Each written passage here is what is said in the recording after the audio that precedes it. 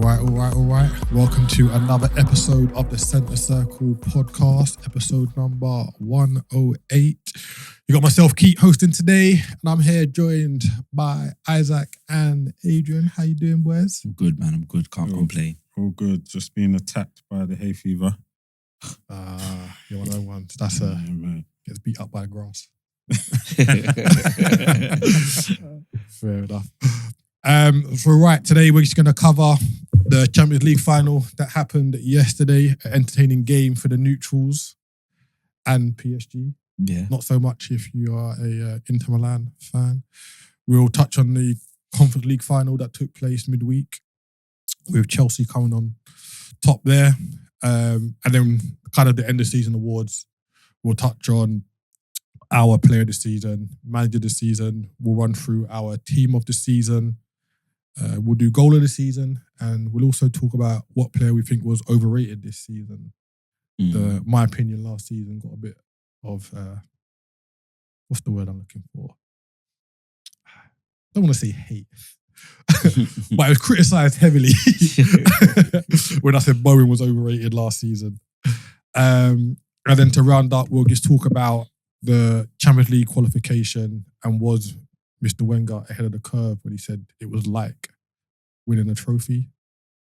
And the impending World Club Cup is coming up in 2 weeks' time.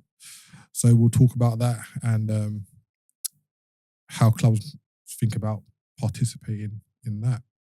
So let's get into it. PSG 5, Inter Milan 0. Ooh. I don't think anyone saw that coming.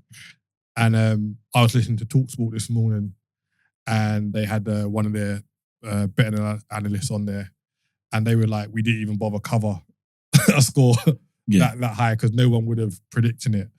So,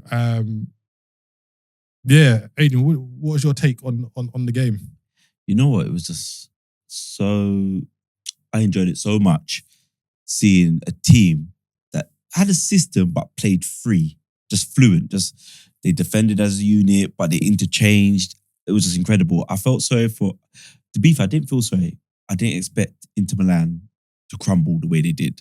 I thought it was going to be a bit of like a defensive solid rock against a attacking team. Mm-hmm. And boy, PSG just demolished them, like completely demolished them. So but it was nice to see skills, flicks, movements, the interchange between the midfielders. I really enjoyed the game.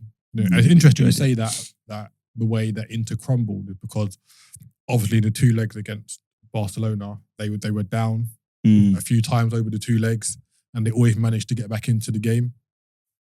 What do you think is kind of startled Inter Milan yesterday? Isaac, in terms PSG of can defend. That's the main difference between PSG and Barcelona. Barcelona's defense, although they've got what I think is a good foundation for years to come, they're just not quite at the level that PSG are at as a defensive unit. Give that, I think if that was like 3 or 4 years down the road, and Kabasi and Martinez are a solid pairing, and Koundé and whoever plays on the left, I think it's Balde. Yeah.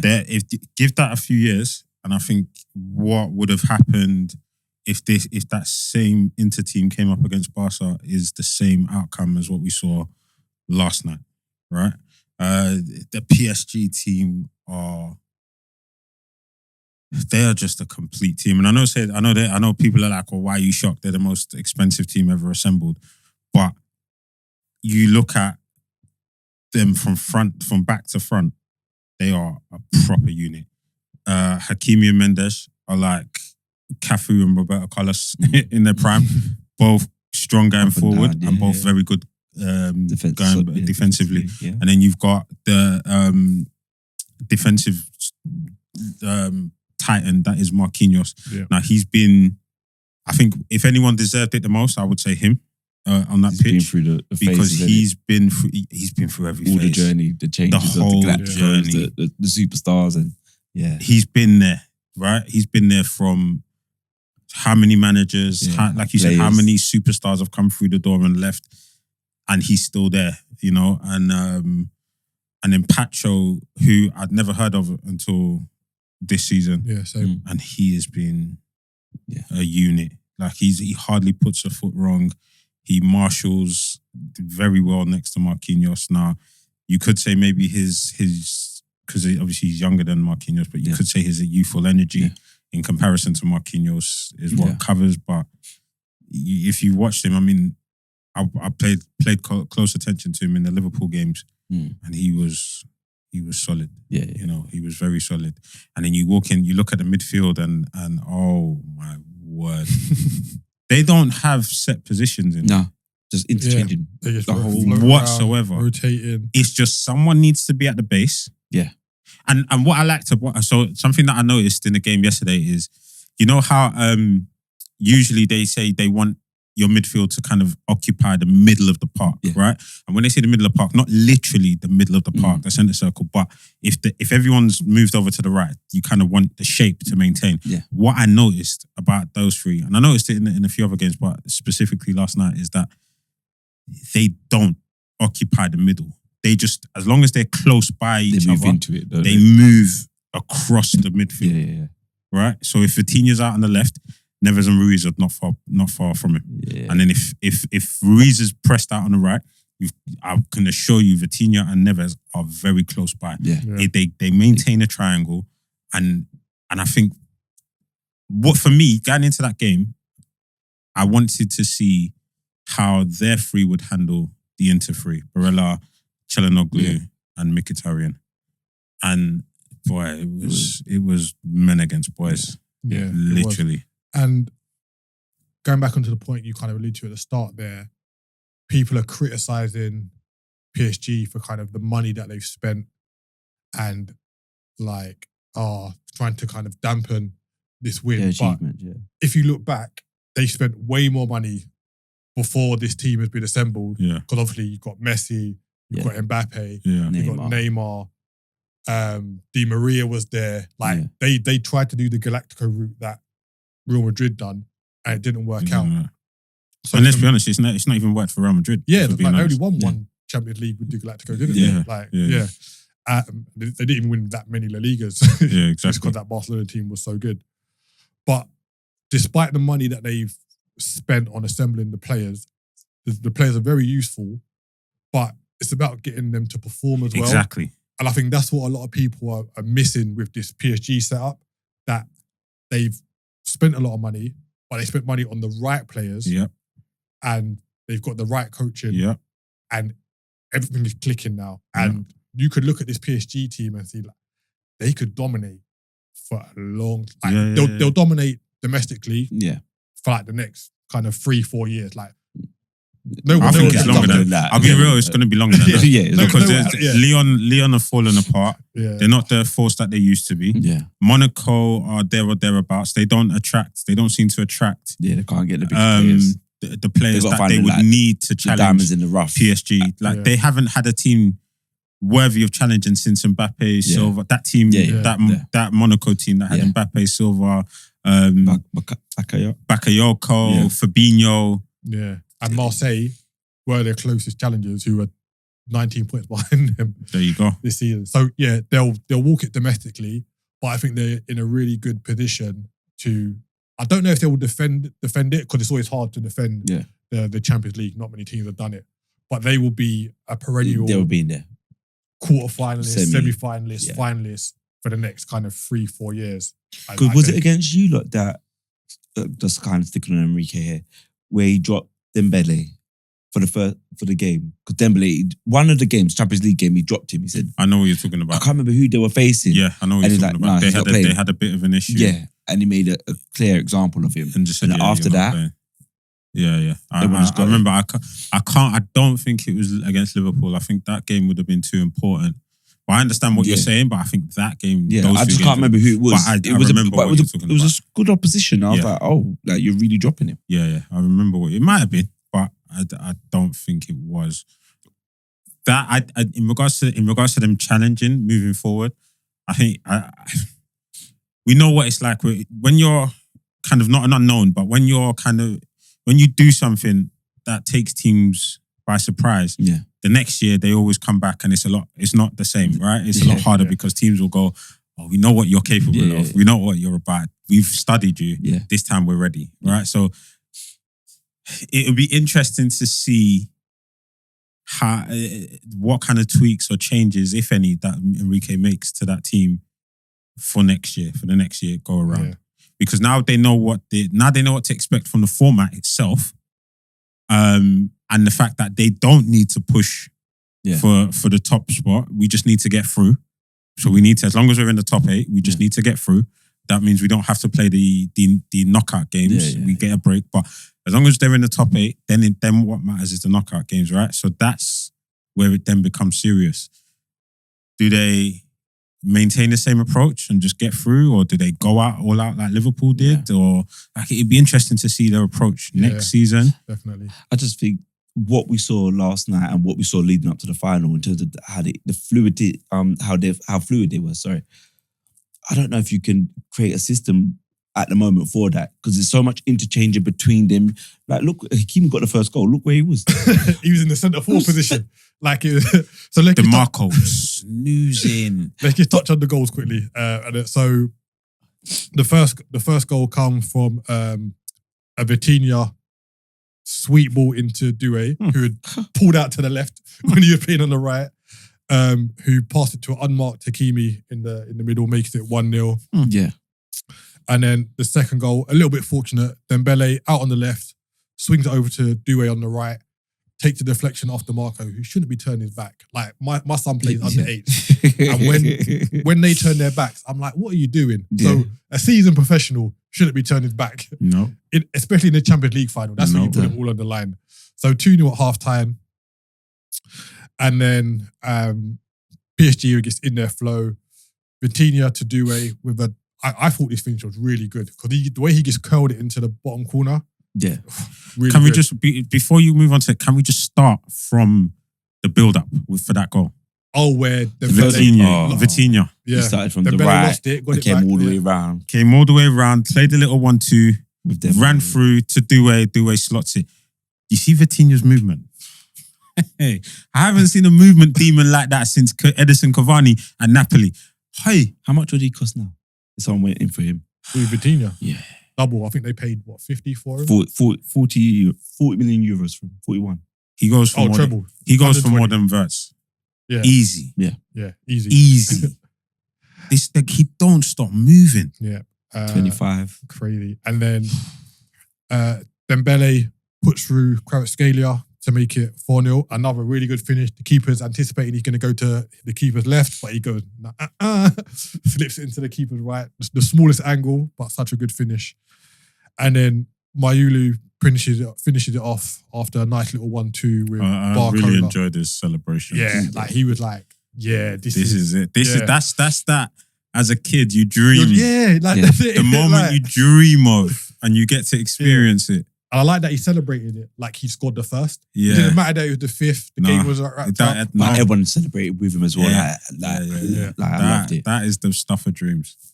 So we talked about kind of the profile of players that Luis Enrique has pulled together. Dembele, because after the big money move to Barcelona, I think it was like 100 million from Yeah. Dortmund, didn't really work out there. No. Um, Injuries and also injuries. And he had a lot commitment. of, He was hot and cold out there. He Yeah. had like moments where he's like, and like Suarez was still there, Messi was still there. It was a hard environment to go Yeah. into, isn't it? Yeah. But I know he had a slow start to the season. Didn't set the world like last season. But now that Enrique's there, he seems to kind of found himself Yeah. a little bit. And I'm quite pleased with him because I've been quite critical of him yeah. I think myself. it's So what do you think it is that he's kind of, do you think he's got like a little bit more freedom now where it's like, I think don't they've kind of almost given him the reins and said, "This is your team." So essentially, he's replaced Mbappe as the leader of the team in maybe de facto, Yeah. or maybe he actually has been told, "This is your team. You're the star of the team. So you kind of need to set And this is the my example." expectation of you. Exactly. When You he dropped you in need that game, you yeah. need to lead by example, right? You're technically one of the best players in the team, so we need you to step up. So maybe I think that's what it is, because if you look at when he was at Dortmund, he was just that raw teenager, and they yeah. kind of they pushed him into the team, and he was a problem. Yeah. I remember his games when he used to dribble non-stop Yeah, dribbling. He went to Barcelona. I think the shadows were too big. Because Neymar was still there when he went. Yeah. Like, Neymar, Messi. I think the price tag he went for, he probably maybe felt he would have been on par with them, but it didn't work out like that. Yeah. And maybe that didn't sit right with him. Again, this is all just speculation. We don't know. It could have just been the injuries, and but And I know then he's come to Rome, innit? So go on, finish. And then he's come to PSG, and now he's finally the man. Yeah. Because all the big names have gone. It's really just him, Marquinhos. Like when I talk about big names, I mean superstars. Superstars. It's like really him, Marquinhos, Donnarumma, Hakimi. Yeah. So, it's on him, and maybe he's that kind of player where he wants that pressure. Yeah. And we're now seeing the benefits of him having that pressure. So, and I think Enrique also gave him like the license to roam, because you notice he wasn't sitting in one position. He's central. No, but that's the whole front six. 100%. But I noticed with him a little bit more, like he's making late runs into the box. But you're right, the interchanging. The only person that doesn't move is Kvaratskhelia. He's literally the only person in that front six that doesn't. No, but he does swap sides. I remember against Arsenal, he swapped sides. He did swap sides. And against us, bruv, they all swap. But I just know. Really? I missed that. But I just know with Dembele, he seems to he'd be centrally, be like little pockets. He's not sprinting around. Yeah. He's like, all right, here's a little space. I move the ball. Yeah. Yeah. It was. It's essentially a false nine, isn't it? Because he's not a forward. Yeah. Doué's not a forward. Like, but do you know what's an interesting stat of the 5 leagues? Do you know who's got the highest key pass percentage ratio? Doué. Of the 5 major leagues. Not surprised. Yeah, he's moving. Doué. Did you see I think, was it for he just done the back, no reason to do it, but the drag and back heel. Like, I was like, oh, this is just freedom. Why not, eh? Yeah, he's just like, I was like, yeah. But what was really shocking for me was just the way that, like, it looked like Inter had never seen that kind of movement ever. Yeah. But like it was literally like they were just chasing shadows. It's like it's like he'd look over his shoulder and then he'd go, should I go with him? And then the ball's gone past him on the left and he's like, oh, I've got to go and chase that one. It's like they just didn't know what to do. Is what I was saying, right? It's like you got rid of a system. So like if they were playing you lot, they know Salah's going to be high and wide for as long as possible. So they can, if it's Arsenal, Saka's going to be up and down and he's going to cut back in and he's going to go to Odegaard. Like you can kind of manage that. You can't manage everyone in this front six just interchanging. You can't. Like, and they all got different skill sets, but they're all comfortable on the ball, right? That was just like, I was like, wow. Do you know how mad that is? And I think off the back of the success of that system, we'll see that a lot more. Like we've got a lot of teams that, they do play the 4-3-3, but you don't really see the interchange. You just see it's quite fixed. Like triangles. Maybe 2 change, but other than it's like a triangle tiki-taka. But I think this was the real exhibition of tiki-taka. I think this is what really tiki-taka football is really meant to be. Like the ball moves, but we move with it as well. Do you know what I mean? We're not stuck and defined positions and it's just if the ball's overhead, zones. That's the danger area. I'm gonna take that space, and I know João Neves is gonna cover behind me. He's gonna cover me. Like, now, just can you imagine how dangerous a team like Arsenal or Liverpool would be with the profile of players that they have and the freedom to just interchange? Yeah. Mo Salah popping up on the left wing or through the middle. Yeah. Gakpo swinging out to the right. Saka popping up on the middle. Yeah. Martinelli being able to bomb down the right and use. It was crazy. Like it just. And hold on, you know what we forgot about? The 2 fullbacks. Man. Insane. The 2 fullbacks just taking up striker positions like at random points of the game. I'm like, Mendes, I think he was through on goal. And I think the keeper saved. I was like, I remember watching, I can't remember what game it was. I think it was a game after, it was either the game after the Liverpool, the second leg, or just before. And I was looking at the stats. And Mendes and Hakimi had 2 shots on target each. That's mental, isn't it? Your fullbacks, Just 2 shots. 2 shots on target. Yeah. That's mental. Oh, mate. Yeah, I think Inter need to kind of have a rebuild now. Like they've got an aging squad like that. Mkhitaryan Acerbi's and Kalongi in midfield. yeah. Like they're both in their 30s. Acerbi's 37. Acerbi's 37. Bruv, see what Barcola done to him? Oh my Bruv, if you heard the way I screamed, I was like, oh my God. I went high pitched. Like it was mental. If he had scored that would have been the best Champions League final goal. I think it would have been better than Zidane's. Like, I don't care. Like, yeah, so it was insane. yeah, though. there's been talks Done that dirty. Inzaghi could go to I think he's Saudi. going. Apparently Inter want to keep him. Nah, I think he's going. But I think if he looks at it objectively, there's like this Inter team needs a rebuild. Like we know what they've been through, innit? Like they lost the cup final, lost the league by 1 point, and then lost the Champions League final. Like it's hard to pick yourself up after that's happened, man. Go get your payday. It's and a then maybe rebuild. come back It's in a few exactly. years. It's like, are you hungry enough to want to stick around and rebuild, or are you at a point in your life and career where you're like, I've done it. Let me go and get the bag. Yeah, and the rebuild's not quick. It's not a next season rebuild. No. It's not one summer and a January. And it's interesting because he did in his pre-match interviews. They asked him about it, and he didn't shut it down. He didn't say yes. He just kind of tried to dance around it. Yeah, right, and just kind of, I'm here, and the focus is the final, and this is what I'm on. So, and then if you look at the teams around him, like Conte's decided to stay at Napoli. Yeah, I saw that. AC Milan have just got Allegri back. Yeah. Juventus have obviously they're in their phase of whatever they're doing, but they've got a new manager. I can't remember who it was that signed on. So all the teams around them have kind of already made their moves. And got their managers. Roma have just signed a new manager. They've just got their manager in. Yeah, because Ranieri left, innit? Yeah. Exactly. So Inter kind of need to, if Inzaghi's not coming out and saying, I'm staying now, they're going to have to like act fast because all the teams around them are making moves.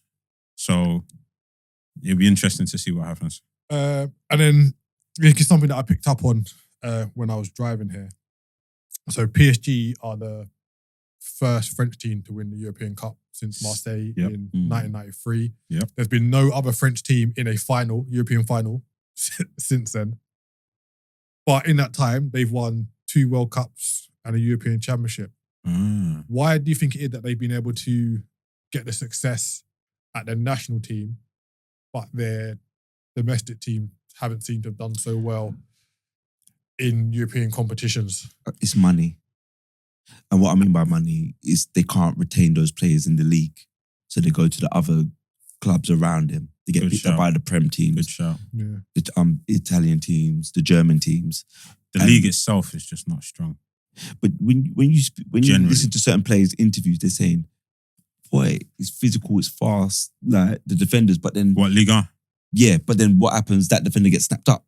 Or that midfielder gets snapped up because they can't pay them the money to keep them. And they're not even getting the TV views. If you... Like I say, like they go into the season not knowing who's going to be showing their games. Like it's really hard to sell Liga rights. If you look back at the teams over the years, you look back at that dominant Lyon team. When I say dominant in the French league, I think they won like 8 titles on the bounce. You look at the state of the PSG team. I think do you remember like Pauletta? Yeah, the Portuguese striker that was leading that line. Yeah. They didn't really have like a strong team, right? And that Lyon team were quite decent, but again, Mourinho came to Chelsea and snapped up a few of their stars. SCN. Mohamed Diarra went to Real Madrid. I think he brought Chelsea. Mourinho brought one other player from that team. And even before then, like you look at Trezeguet going to Juventus from so Monaco, Omri.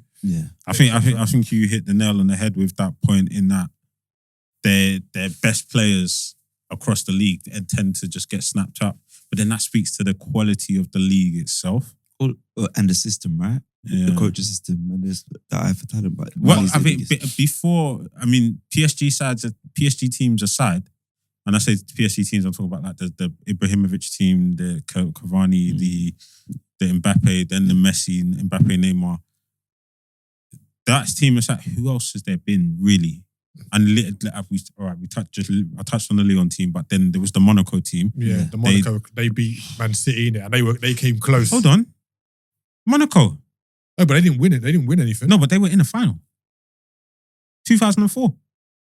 Oh, was it 2004? Yeah, against Porto. No, was it Porto? Monaco, no Porto. French team has scored in the final. Sorry, yeah. Monaco, Porto. Yeah. Morientes. Yeah. Sorry, yeah. No French team has scored in the final. Yeah. Okay, yeah. So outside, okay, well then, yeah, that Monaco team. That's like 20. So there's really only been 2 Monaco teams. Yeah. PSG. Yeah. And then that dominant Lyon side. Yeah. And then outside of that, there's not really been anything else. Yeah, it's crazy. And I think now you might see what PSG done like last summer. They might start taking up a bit like what Bayern do. Yeah. You're a good German player in a lower team in our league. Well, that's what they did. That's what they would do. Doué came from So I think Lille. that's what might happen now. So you talk about the money. Instead of those French players going abroad, they might just go PSG, and then PSG become that super team. Yeah. That can challenge. Well, this might do good for the league, right? PSG winning the Champions League. You might get some, in the sense of now they're saying, all right, there might be something to watch here. So they might get better TV deals and etc. Yeah, they may get that. Because you got to look at all the talents. Like you look at some of the players that Lille has sold. Some of the players are incredible that they've sold on to. But have you seen Lille? They're losing a lot of players. Jonathan David's walking out the door. Angel Gomez is walking out the door. I think Andre is possibly... It's tough to retain players. Man. So I hate what you're saying, like a rising tide raises all boats, but if PSG are doing what they're doing and attracting, the other teams kind of need to up their levels as well, right? Because you don't want to just say, you don't want the broadcasters coming in and saying, okay, this is an exciting team, let's get in and give them money, and then they go and they start showing all these other games. And they're dead. And they're rubbish. But I don't think they're like. Do you know what I'm saying? And I hear what you're saying, but I don't think they're rubbish. I just think they just generally can't keep hold of them. So like, who's Lyon losing now at the moment that Man City's going forward? Right, Cherki. Oh, Cherki. But he wants to leave. Yeah, but it's that's free. I saw your tweet as well. That is insane. But then that's money. Like that's a money issue, partly to do with money as well. Like don't get me wrong, the league's not as competitive as he would like, or they're disheartened by PSG's dominance. But that's money. They can't say, all right, we're going to give you 80k. We're going to give you 90k, because they know they can't really afford that for too long. Yeah. So, but yeah, that wraps up another Champions League, and like we must say, new Champions League format. A lot of skeptical people at the start of the season. I think it's been one of the best Champions Leagues in a very long time. Like we've had good games all throughout.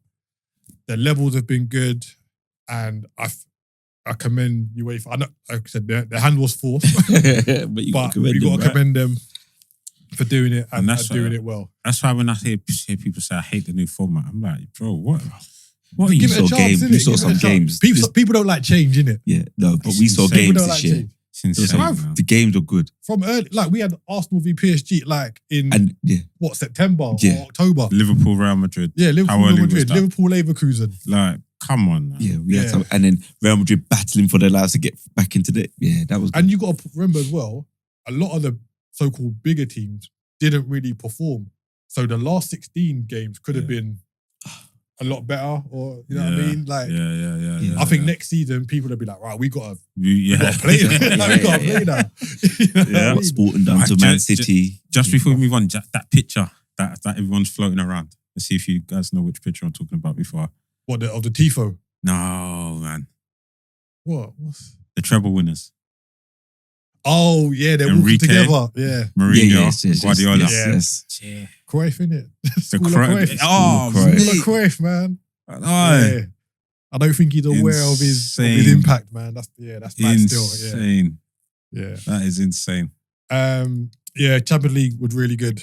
It was a bit disingenuous talking about the Conference League final now after all that, but we'll touch on it quickly. The Europa Conference League final happened on Wednesday. Betis v Chelsea. Chelsea ran out 4-1 winners. They were 1-0 down at half time.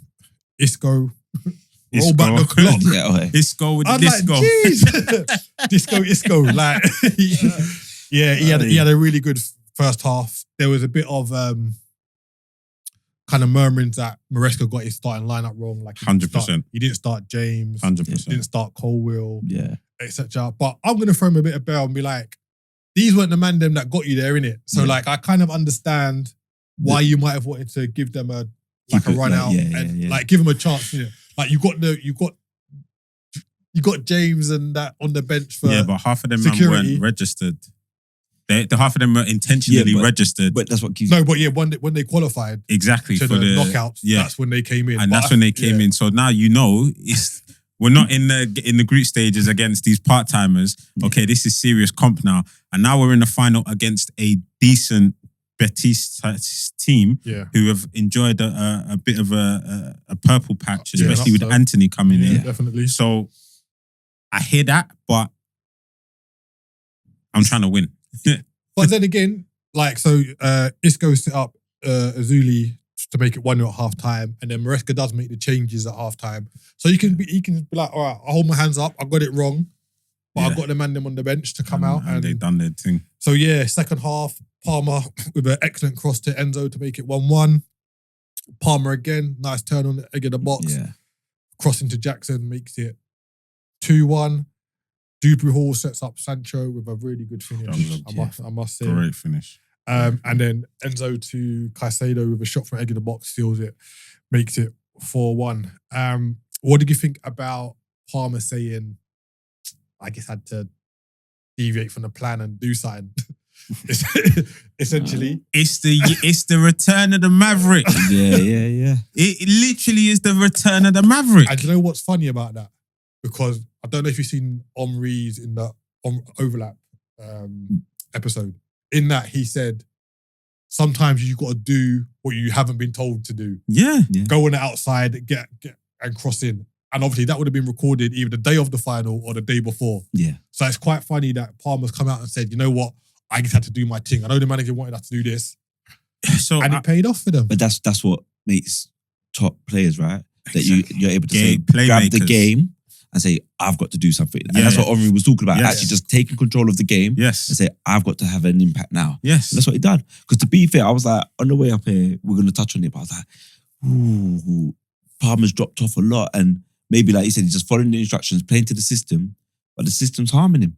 Yes. It's totally harming him. Just let him play. Yes. And that's why there are certain players that you just leave them because this system's for you lot, but you see this one there, just leave it, let him do his thing. And I think he's got enough of an IQ to say, all right, when we're defending, I've got to do this. Exactly. But when we're attacking, just let me do my thing. Yeah.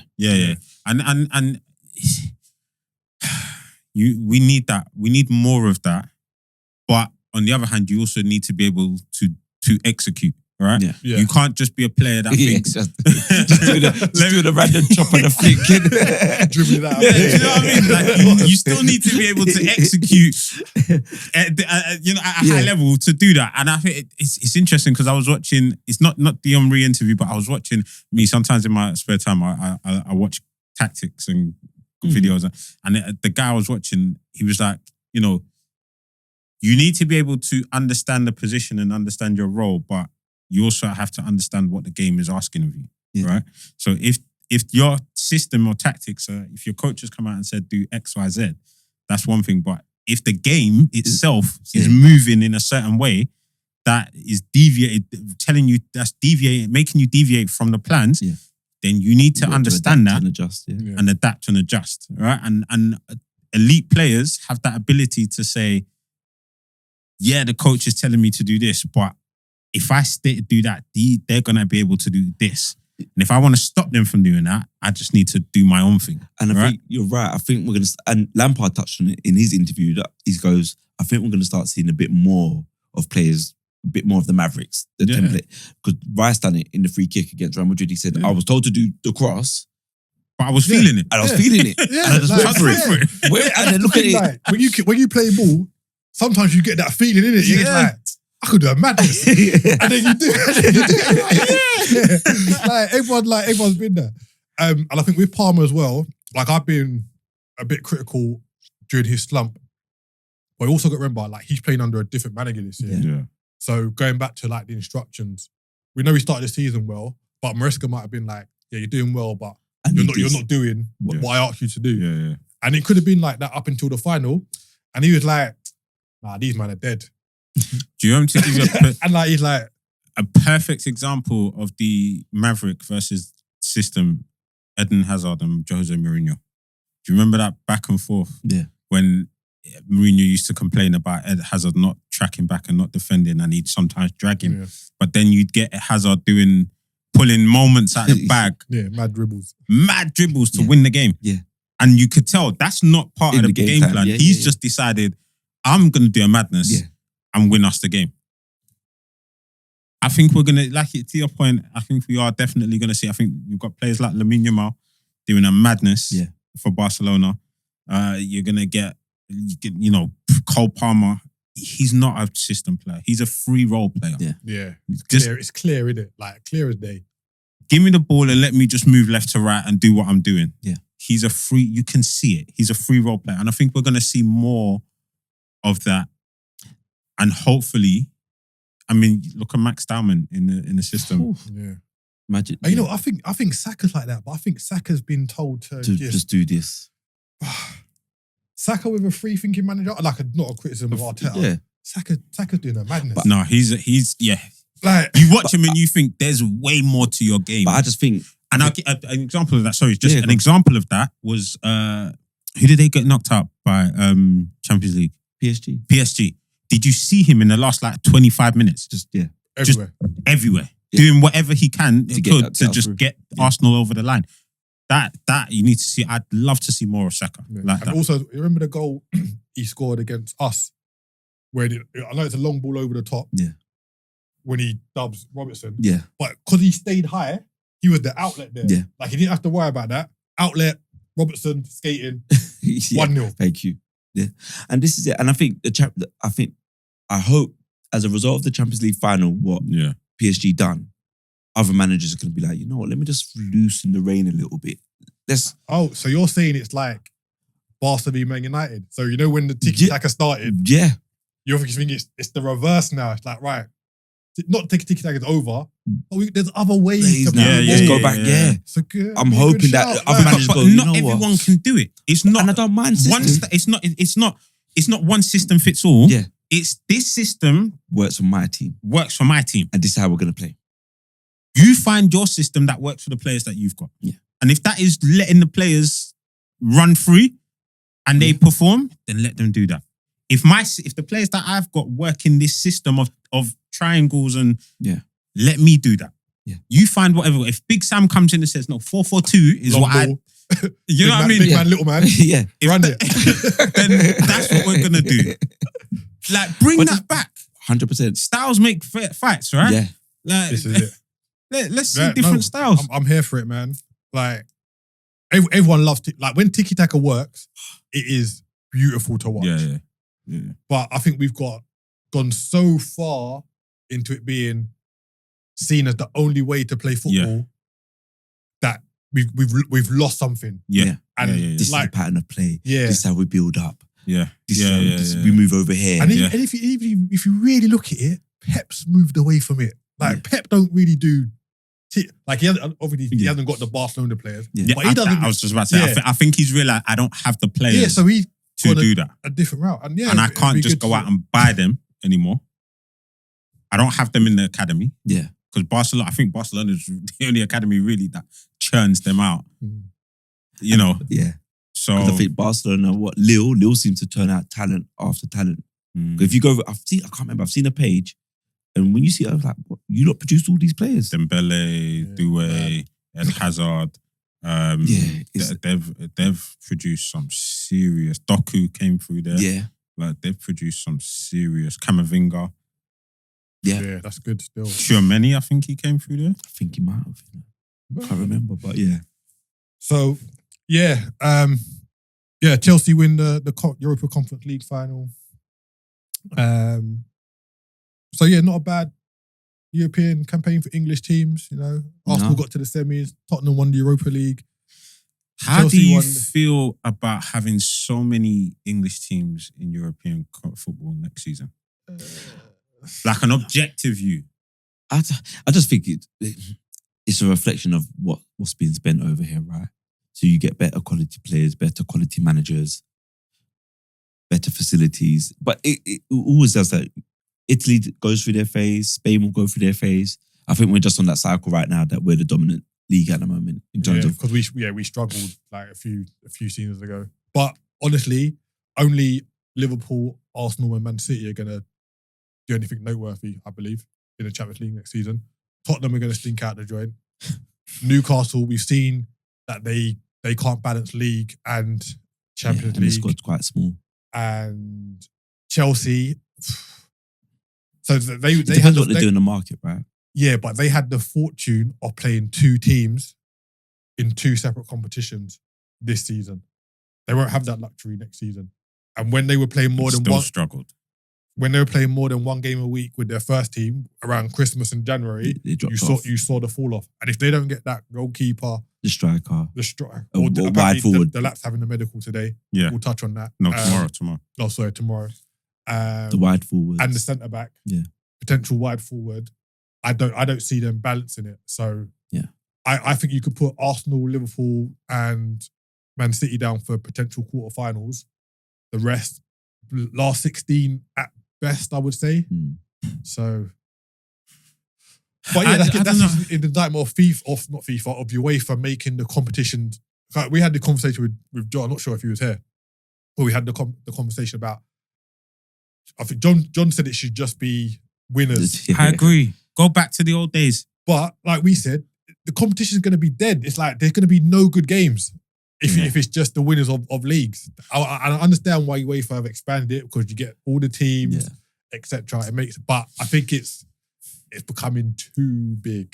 Go back to the days when it was just the winners went straight, or maybe not just the winners, but the winners went straight through to the group stage, and the second place had to go for qualification. Go back to that. But then someone else comes in and says, "I've got this competition for you." Yeah, UEFA got to keep it. I hear Keep it. everyone happy. I mean, objectively speaking, I just think there's too many English teams in the league. And I understand it. It speaks to obviously the strength of the league itself.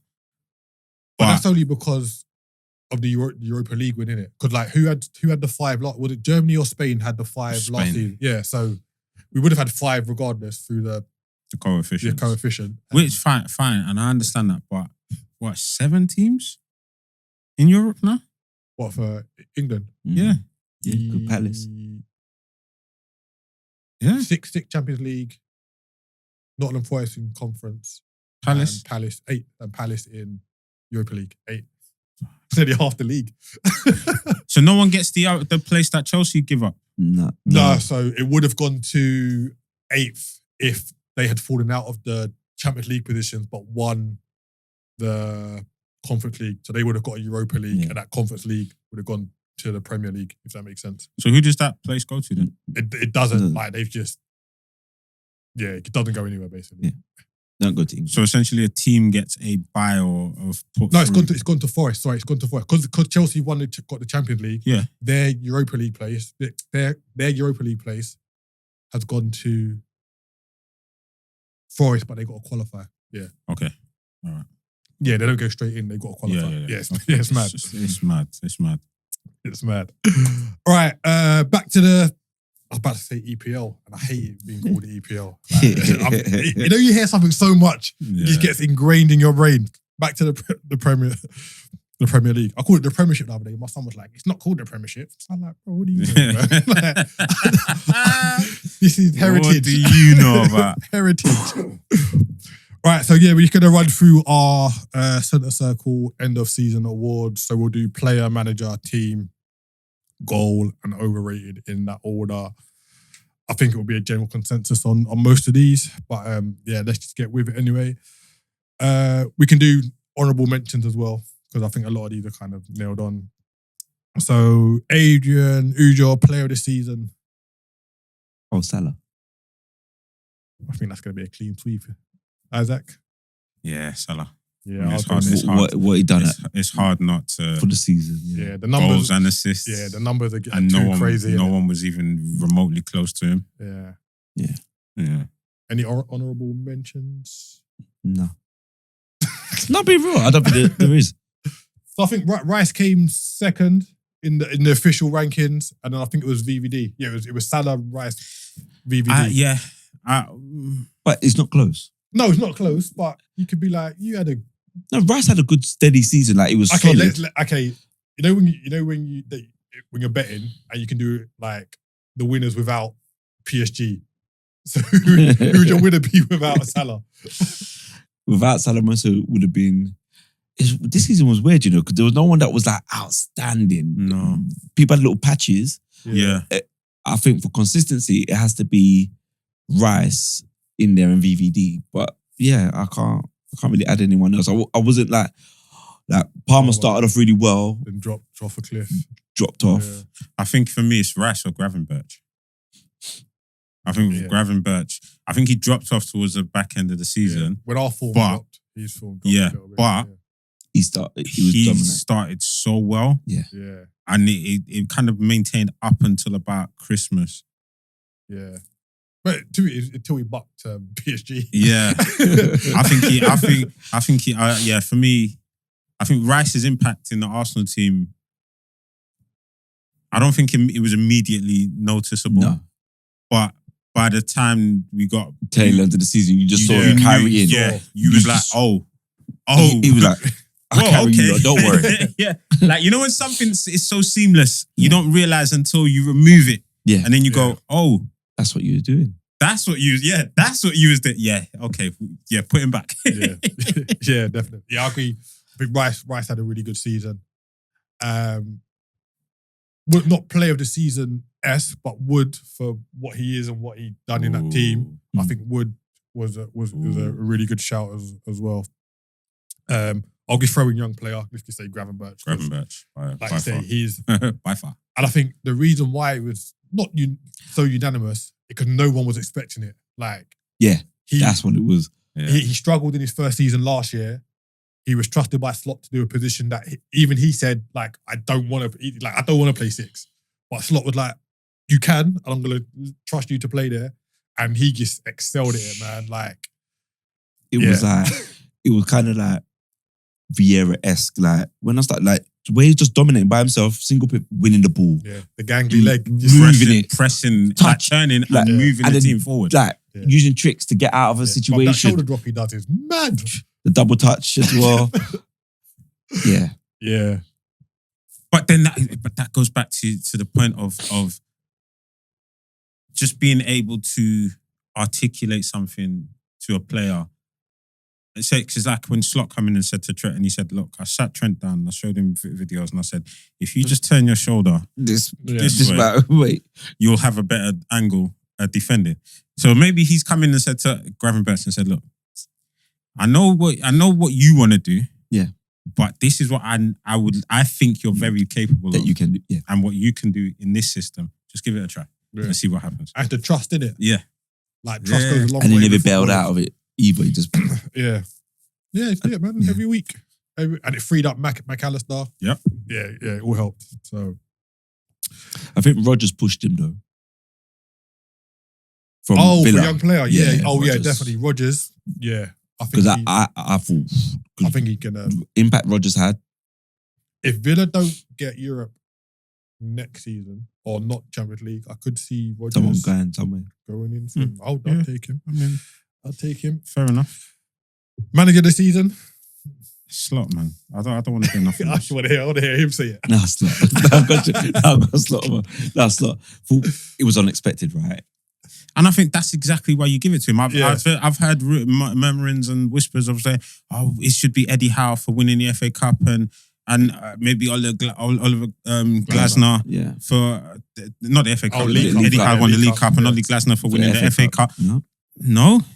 Slot coming brand new and strolled to the league title. Get out of here, man. Let's be serious. And got that out of Mo Salah. Yeah, And Gravenberch. and got to a cup final. Yeah. Come on, Yeah, man. done well, man. Come on, man. Yeah, and then honourable mentions to Nuno. Obviously, I think how won a cup and got top 5. Yeah. No, where did they finish? 6th. 5th. No, they got the last spot, didn't they? Because they lost on the league. 5th. They lost Got on the fifth, last they spot. got They got Was it 5th. 5th? Yeah, they got 5th. Oh yeah, so it was 5th. Apologies, yes. Chelsea got Yeah, 4th. so yeah, top Right. 5 and a cup is not bad. Yeah. So yeah, he wouldn't win it, but he's up there. I don't think it's the way he slot one as well. So I don't think he played football and just made Liverpool he reinvented them in a lot of ways. Yeah. So yeah, 100%. Yeah, definitely. Right, we're gonna do a combined team of the season. I think we'll most probably have most of the same players. The official Premier League team of the season done a 4-4-2. Do you guys want to do the 4-4-2, 4-3-3? I was in 4-3-3, you know. 4-3-3? I'll go 4-3-3. Yeah, then let's do it. All right. So we'll all say a player for our position, and then we'll go unanimous. And if it's split, we'll just try and come to a consensus. So goalkeeper, I'm going Sales. I agree. I did put Raya in it. That was my second I choice. did. I'm not going to lie to you, but initially. Matt Sells, 100%. But I did put Raya initially. I said I've got too many Arsenal men in my team. I thought we'd do it individually. Okay. So The thing I with, swapped it with Sales. with Sales was consistently busy and making saves. Raya, he wasn't consistently busy, but he pulled off some blinding saves throughout the season. Yeah. So, he would have been second. Right back, Timber. Lorena for me. I was going to go Muniz. Yes, Crystal Palace right back. Yeah. I'm with that. I agree. I'll take that. He's playing more wing. Still. No, don't get me wrong. I feel And the thing, when I'm doing this as well, I'm considering the team they play for, the performance levels, the team they play for. I'm not going to argue. I think you had Timber that was a one-on-one demon, and you had Muniz that was everything, like one-on-one demon, up and down, Goals and creating assists as chances. well. Yeah. Goals So and I assists agree. as well. I agree. He tips over Timber. Okay. Yeah, but I think Timber and Aina would have been the other shouts as well. First centre back, Ron Isaac, Virgil. Virgil. Virgil. Clean sweep. Second centre back, Adrian. I was battling again. I was going to put Gabriel. Yeah. I went with the Nottingham Forest centre back, the Brazilian Murillo. Murillo, yeah. Murillo. Yeah. For me, Gabriel is my first choice. Yeah. I had Gabriel. Yeah. Well. So it would have been a clean sweep, but But again, honourable mentions to Murillo, Milenkovic. and I think, who else? I was going to say... I mean, it could. They were generally good performances, like you said, purple patches. Yeah. But I think in terms of most consistent for me, it was Gabriel. And I think we saw a drop off. Exactly. And then I You think there's saw just how much they missed the him. amount of extra goals we conceded from set pieces when he dropped out. when he wasn't in the team. He's not 100%. holding Saliba's hand. Yeah. Bro. But you know what? Not gonna lie, there was a YouTuber that a while ago called out his heading ability, so that Saliba's not as strong in the air as people think. And I think we've seen that throughout. Very good on his feet, but a bit of a liability. Left back, Kirkhead for me. Yeah, I agree. For real? Yeah, No, man. Kirk is good. Yeah, I think it would have been Robinson if he continued his form at the first half of the season. But he's really good for But then Fulham. Kirk was consistent. Kirk and that has- pass, and, that assist he got. Yeah. And if MLS had played the whole season, I think he might have been a shoo-in for it. Because, played really, really well. 3 in the middle. Gravenberch has got one of them. Yep. Yeah. Rice has got the other. Yep. Who's got the third spot? Tielemans. Nah. Yuri Tielemans. Nah. Who have you gone for? Yuri Tielemans. You gone for Gibbs White? My boy. I agree. He's overlooked too many times. He's not, but He is. Tielemans was in the conversation. Like, I'm not going to lie. Tielemans was in the I think conversation. that's between him and Rice, isn't it? The battle between, because they're eights. Yeah. Morgan Gibbs White, man. Like, He's my boy, man. You can't overlook him. He's for the last 2 seasons, he's been steadily growing. Yeah. He's been on an upward trajectory. Yeah, I think he got one more year at Forest as well before he flies the coop. City were looking at him this year. Yeah, they were, innit? Like, as the worst alternative. Yeah. Wide right, standard, Salah. Mohamed Salah. No, you know I'm Yeah, playing yeah. Salah, innit? You know I'm playing. Wide left. That's hard. No one consistently stood out for me on the wide left. Mbeumo for me. Who are the options when Mbeumo plays wide right though? Yeah, so you're when he plays it shoehorning Yeah, it. but over. I'm just doing... You're shoehorning Yeah, it. you are Yeah, shoehorning. yeah. 'Cause But that's what you do with Team of the Year, man. Like, I don't like to stick to... No, man. positions, If that's your Okay, position, all right, so you you're got... up against the players in your Semedo. position. So if you go through the teams, you got Diaz, you got Gakpo. Martinelli. Gakpo, Martinelli, Gakpo, Martinelli, Gordon. Semedo. or Gordon or Barnes, because Gordon Gordon's or hardly Barnes. played since the Yeah. And then- second half of the season. Bournemouth. Is it Semenyo, yeah. Semenyo. I'm going Gakpo. Savinho. Doku. Savinho's on the right. Doku's on the left. Doku. No, Gakpo. Hold on, we're just going through the teams of worthy players. Who else plays out on the left that was kind of notable this season? There's hardly any, really, right? Yeah. There's hardly any. Put Mbeumo No, out there, man. Gakpo. There's hardly any. No, I think Gakpo this season. Well, I don't know if Gakpo's been team of the season. Nah. I Like, don't has think so. Gakpo been better than Mbeumo? But Like, they're do you see where I'm coming no, from? but I think he's got a bit of the Rice thing where you didn't really notice, and when you seen him back in your team, Back in the season, yeah. when you see him That back was in your team, definitely Gakpo. when you see him back in your team, you're like, no, actually, Yeah. Back end of he the looks like something's gonna happen. He looks like you look at him like, oh, he's not, and then you see him on the ball, you're like, oh, he's gonna make something happen. Yeah. I think back Who else? end of the season, that was definitely Gakpo. But I wouldn't put him in team of the season. But there was no one else that's been. Unless you're going to say, oh, we'll just put Cole Palmer there because he can play there. No, we're not doing that. No, but he wasn't playing there for the season. That's right. Gakpo don't feel right. Like, it don't feel right. Like, His numbers are there. His performances are there. It passed the eye test. you can have that. You can have that. I think we have to give him that one. Yeah. Yeah. Under duress. You can have that one. Kulusevski, where did he play? Right. Right wing, Yeah, Who right. played left wing for them? It was a number of players. isn't it? Son, Son, someone, Madison, I think, was there a couple Madison. games. Yeah, they just flung anyone out there, innit? And then I think up top, it's got to be between Wood and Isak. It's Isak. This is that. Just because Yeah. of that. That's got to be the coldest celebration Yeah. of the season. Get out of there. Get out. Who's this guy? Who's this guy? All right. Goal of the season. Officially, it was given to Marmoush for his strike the other week. Yes. I can't remember That's his name. lazy. That's lazy. I think that's Very lazy. But unanimous in here, we're going for Kyrie Karen Matoma. Matoma Yeah. against Chelsea. That was everything. Plucked out the air. Assist from the goalkeeper. Aye, Chaloba. And then I just- two sweet touches before placing it into the bottom corner. Yeah. Yeah. Really good finish. Really, really good finish. Oh, mate. And then, our final random award. Who's your overrated player of the season, lads? You want to go to me first? or Yeah, Isaac? go to you first. Foden. I had Of this season? the reason why I'm saying Foden, I don't think anyone rated him this season. but There was a patch where he scored like maybe 4 goals in a short space of time. That's And not everyone the was waxing season, lyrical though. again. yeah, and I had these were my 3. Third was Onana. Why do you not hate my boy, bro? Third was Onana because everyone thought he was going to be a midfield Yeah. destroyer. Just saying, he's been alright, but Odegaard, because when he returned from his injury, the talk was, he's the most important player at Arsenal and da-da-da. No. He should be.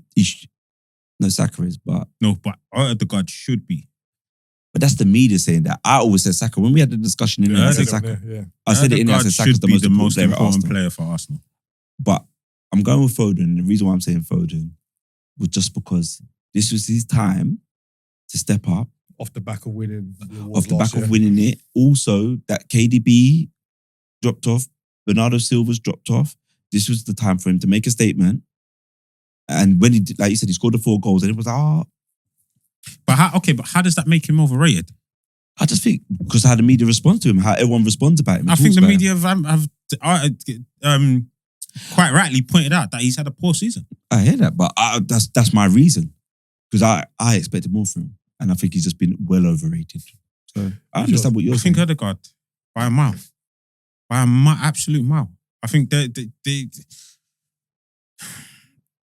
I think it wasn't until late in the season when they was like, oh, actually, he's not the player we thought he was this season. I think for the first 2/3 of the season, they were like, oh, Odegaard, look at this, look what he does for Arsenal. He makes them tick, he creates these chances. But then if you actually go back and look at his numbers, they're not where they should be for a player in his position, a player with his importance to the team. And I think towards the end of the season, they started to realise, oh, actually. And I think fans as well started calling him out. Yeah, definitely. So I think that for me, he for me is the most overrated player this season. I think part of that for me though was inflicted by Arteta overplaying him because you had the options of resting him, playing Ethan, etc., and you just kept on playing him. You're like, oh, he's gonna play out of the bad patch, and it was like, yeah. Sometimes you pull him out the fine line. Sometimes you let him stick. Yeah. For me, but just to finish on that, even though he was poor, his poor is like a lot of players' best games. You understand? and that's being real. That's true. For me, in between Bruno Fernandes and Odegaard, I'm going to go Odegaard. Again, just because you know what he can do. He hasn't really shown it, but yet still people like pin their hopes on him. Hopefully Bruno will still pull something out of the bag. Yeah. That's why I can't. But you know what it is? You know his goal against Southampton on the last day of the season? That's what you want from him. Oh, he scored that goal. Like, why have you not done that for the whole season? Yeah, like not to a level where we need to do well, but like that's what you're about, innit? That's your instead of cutting back in and then looking for Martinelli at the back post or Saka inside right, and ping the ball, man. Take a shot. Underrated player? Caicedo. That's a good shout. But I'd say Enzo more than Caicedo. I think when Enzo's kind of gone right back and stuff, you can't really see what he's doing. I think Enzo's been pretty consistent without much fanfare with him this season. I just think. So you're going Caicedo, you're going Enzo. I'm going Illiman and Dia. Baller. In that Everton team. Do you think he can do better than Everton? Yeah. Okay. Yeah. I think he done okay at Marseille. Just maybe that wasn't. Maybe that was a learning period for him. But he's come to the Premier League in a struggling team. He stood out. He's head and shoulders next season. Like, because you didn't really see it pre-Moyes, innit? No, that's right. No, but maybe that was just the way Dash had him set up. Had him set up. But as soon as the shackles have been taken off, I think he's been the most. What you see with Caicedo is he's played right back, he's played DM, and actually he just keeps that whole midfield ticking, and he controls and he protects the back line so well. But no one's talking about him. Do you know who's because they felt he was a big flop. Do you know who's the most underrated in that midfield three? Lavia. But he doesn't play enough. He doesn't play enough. When he comes in, I know he does. Ability-wise, he's there, but he's not playing. But yeah, he's not. He played 5 games this season? Yeah, since last season, I don't think he completed 90 minutes when they signed him, which is. But he's a baller, 100%. I'm with you as well. Baller. Right, just a couple topics to round up with. So as we discussed, Chelsea qualified for the Champions League via their league position, and the celebrations were quite wild. And we've seen throughout Europe this season, other teams that have qualified for the Champions League via their league position have celebrated it quite wildly. So throughout the question, was Arsene Wenger ahead of the curve by saying that Champions League qualification is like a trophy? And we want to kind of quantify this. We were like, qualifying for the top 4 will never be a trophy. A trophy.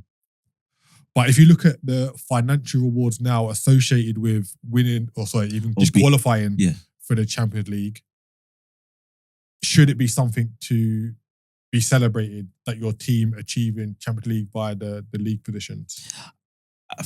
It shouldn't. Really? Ooh, okay. It shouldn't be celebrated, but it is. And that's fans pinning their hopes on the extra money's giving them a chance to win the league and etc. etc. etc. But for me, it shouldn't be. It should be actually, we need to do better. But you're hearing fans going, revenue goes up and da-da-da. And that's an argument as to why we've made Champions League 5 years in a row, but you're not winning it. You're nowhere near to be winning the Champions League, but you're bragging about being in the Champions League. I'm not for it, to be fair. It helps you move forward, but I hear fans getting so happy about being in it, and that's an award itself. But do you not kind of see it as it being the elite of your peers? So why wouldn't you want to be happy competing at the highest level? For me, it's how you go about it, right? So if you're talking about it like it's a trophy, that's an issue. For me, I'm not talking about it like it's a trophy. We're in the Champions League, all right. So it's like participation trophies, right? Yeah. All right, let's see what we can do to kick on. If we're not kicking on, we're going to be in there for What's 10 the point? years. Like, look how long Arsenal was in there. We've been to one final. Arsenal, the only have you seen that? The table. Yeah. It's mad, isn't it? Yeah. No, but the most amount of games without winning it. Yeah. But you'll get some Arsenal fans like really, but we was in there for 15 years straight or whatever the record was. It don't matter. We didn't win it. Like, Isaac and I discussed this before we started recording, and like when Wenger said it, we said he kind of said it purely looking at it at football reasonings and saying like, yeah, it is an achievement. Like, we've played well and we've qualified to participate with the best. Because it shows the Best- level of best consistency. And also, to a bit of extra context, you had to look at the team that Arsene Wenger was working with. So for him to be able to get top four consistently, Yeah.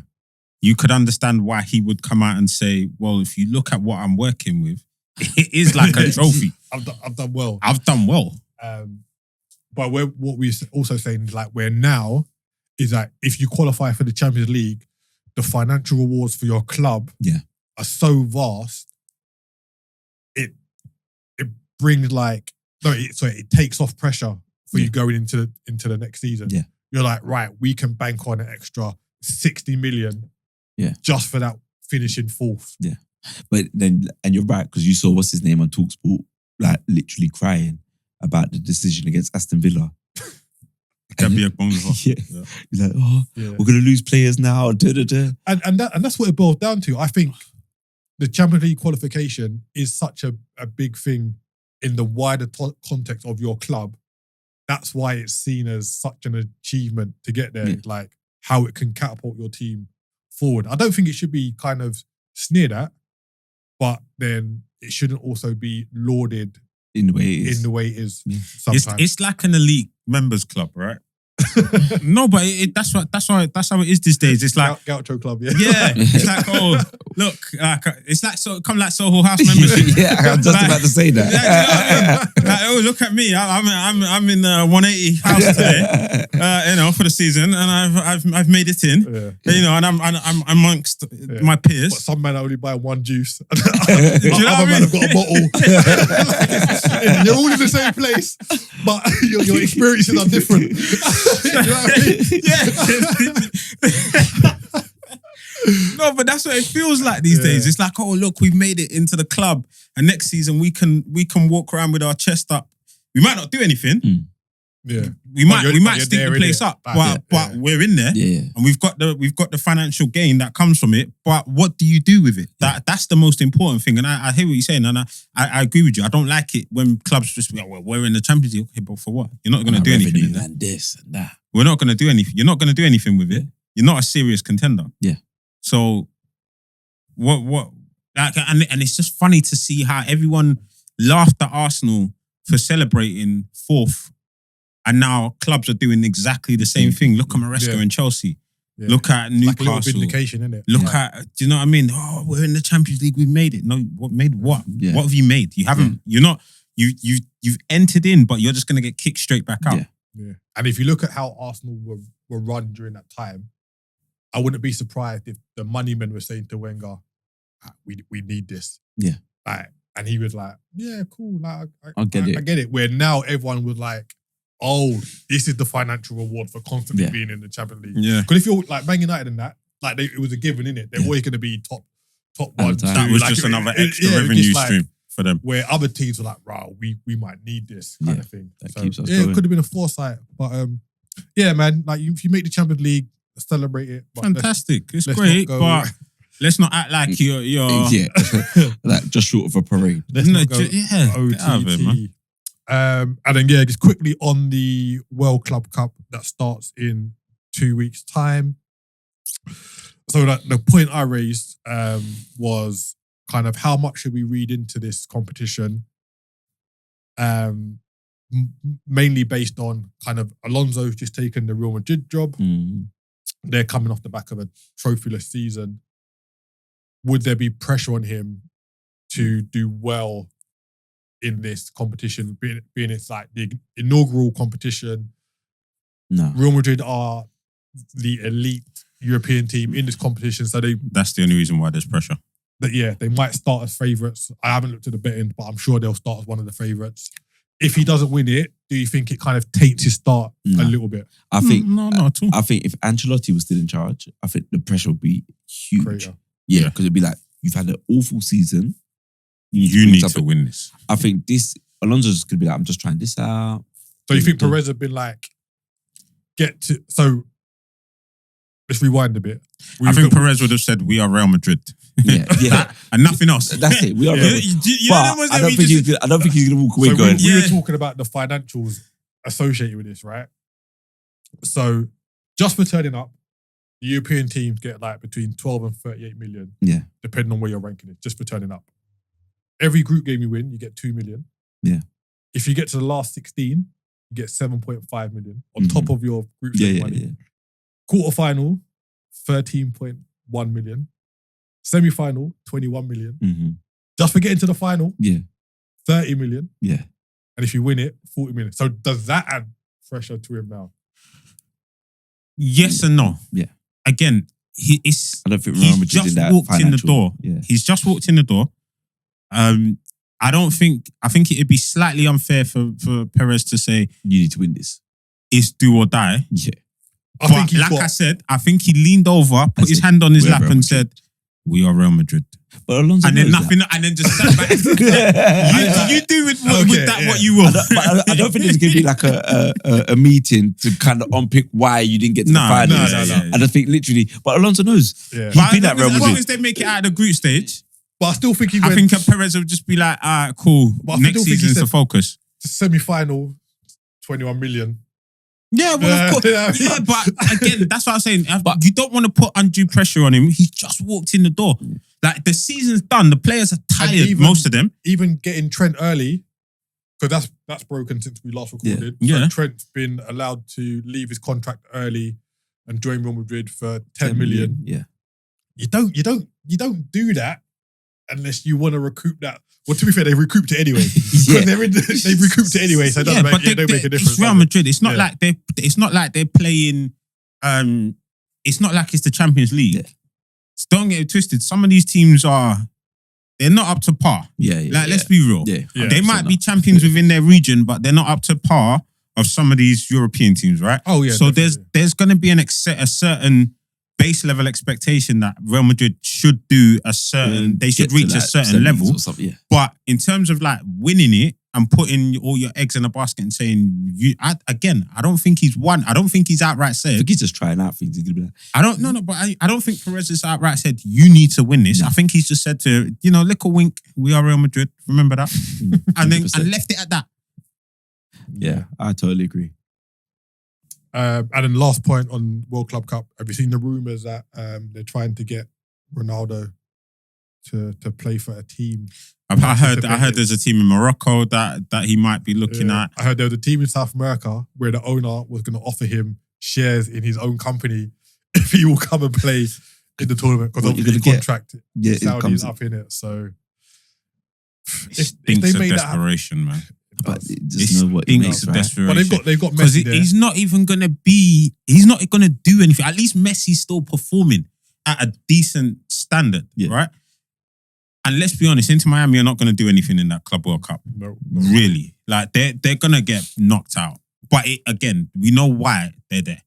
Because of it's tickets. Yeah, right? We want to get seats on bums on seats.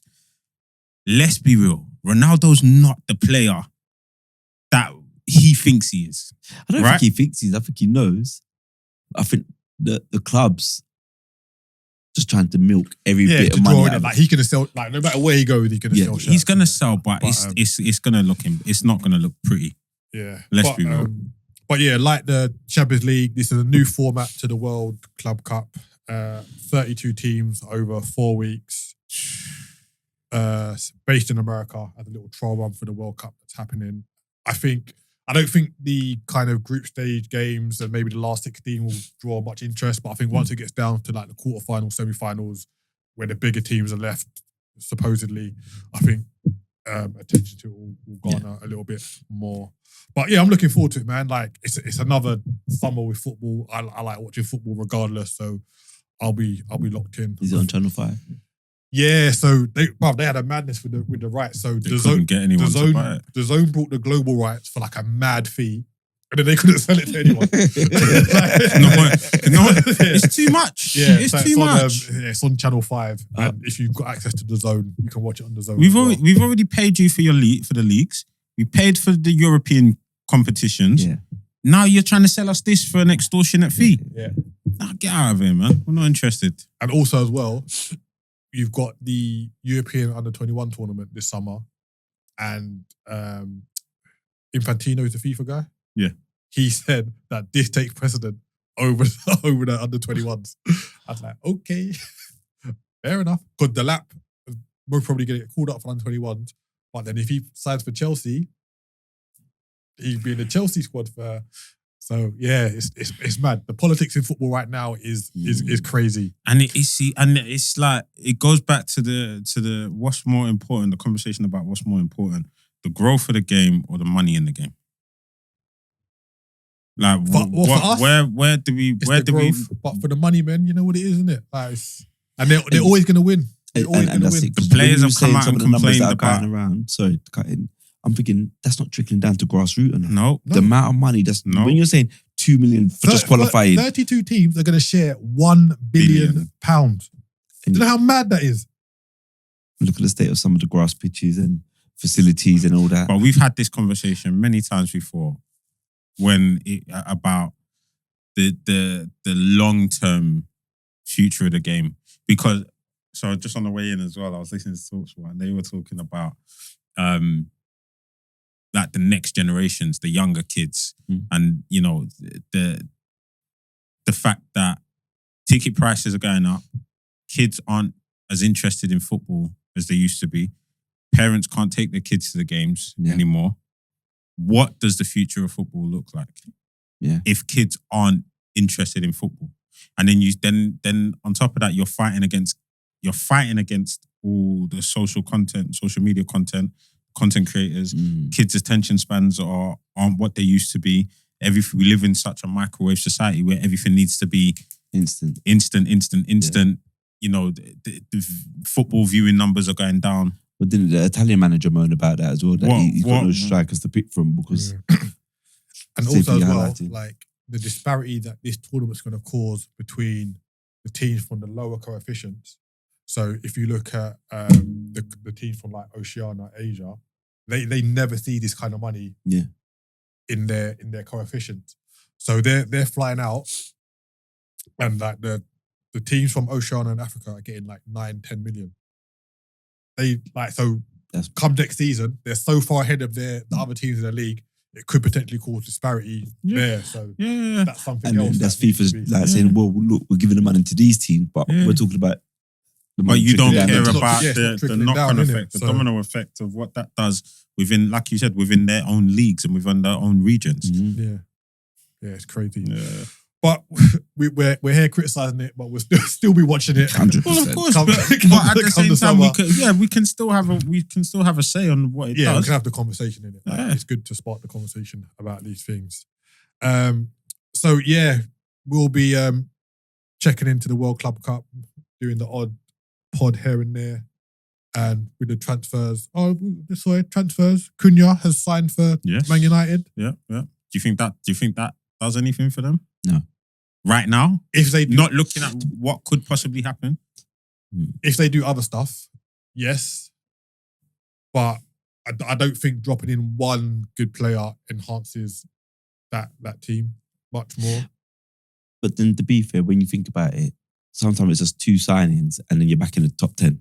And you're that's true. You're back. I laugh, yeah, but when you finish 15th, top 10 is your goal, innit? Yeah. Like that's mad, innit? that's your and you're But United. they But might that's finish it, 6th or 7th. Like, That's mad. That's mad. there's only two free signings. like Where do you think he for next plays in that system? The 10. Because remember, What he 10? plays There's the 3. 2 10s. Yeah, but he plays one of the Him 10 and left. Bruno, and then they need a striker. I don't know. So who plays in the pivots? Kobe. I think he wants to make Kobe a 10 now, maybe. Kobe's not a 10 though. Yeah, they need a lot of work. We're gonna, yeah, This is a headache. Yeah, it's a headache. Yeah. I was like, Don't take paracetamol for someone else's headache. yeah. Yeah, another confirmed signing. Frimpong has officially signed for Liverpool. Yep. As we touched on earlier. Same day as the Trent announcement. Petty. Yeah, is what Jesus. it is, man. As we announced earlier, Liam Delap is having a medical with Chelsea tomorrow. Good move. Release fee of 30 million. I think it's a good signing for them. He's just going to throw himself about.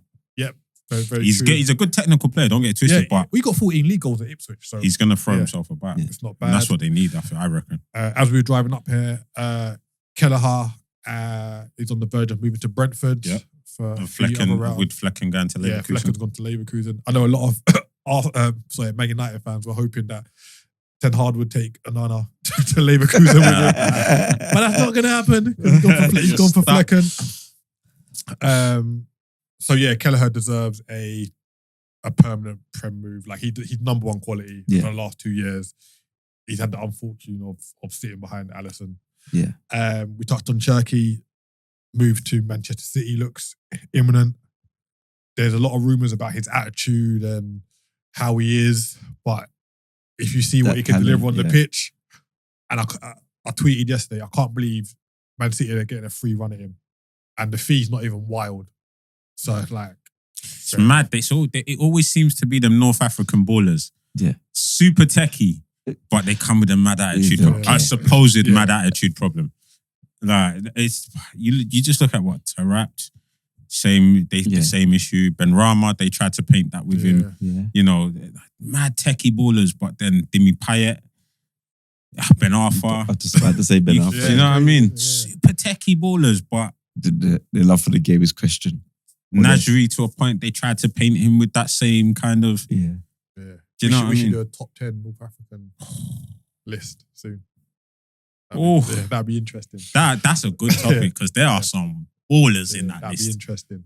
But yeah, it's interesting that a lot of teams are moving quick and early. We know the window opens tomorrow for 10 days and then closes for a little period and then back open at the end of June or July. But it's only for is it only for the teams in so the... it's open early for the teams that are in the World Club Cup, Cup. can do some action while they're... So no other team can... No, everyone can do it, but Okay, they've done but it it was- because of that. Yeah, as I said, we'll do some pods during the World Club Cup. Keep you updated on that and all the transfer news that are happening. But yeah, thanks again for joining us for another episode. Please continue liking, sharing, subscribing, commenting, all that good stuff. And we will see you soon. Peace. Peace.